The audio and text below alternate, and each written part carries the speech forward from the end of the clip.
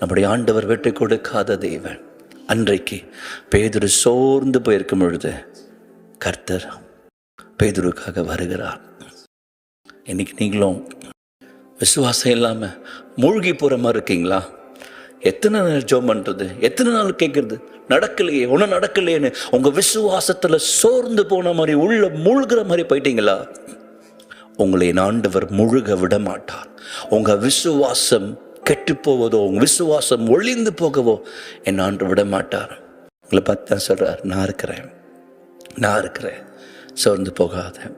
கலங்கின என்னை கண்டு கடல் மேல் நடந்து வந்து காற்றையும் கடலை அதற்றி கரை சேர்த்தீங்க.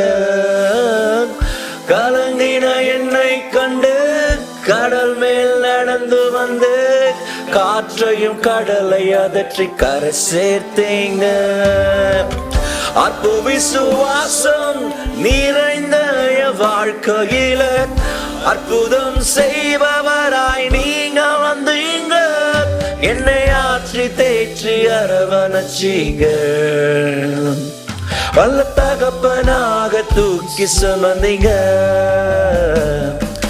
விட்டு கொடுக்கலை, உங்களை விட்டு கொடுக்க ஒரு நாளும் சாத்தான் கையிலும் மனுஷன் கையிலும் விட்டு கொடுக்கலையே. என் இயேசு விட்டு கொடுக்கலையே. ஆமென். விட்டு கொடுக்கலையே. ஆமென்.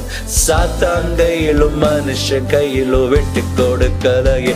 கொஞ்சம் கூட நினைச்சு பார்க்கல, என்ன தேடி வந்தீங்க. சொல்லுங்க, எந்த மனுஷன் உதவல, நீங்க வந்து அந்த கடினமான சூழ்நிலையில நினைச்சு பார்க்கல, என்ன தேடி வந்தீங்க.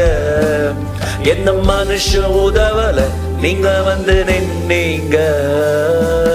விட்டு கொடுக்கலையே. ஆமென். விட்டு கொடுக்கலையே. விட்டு கொடுக்கல.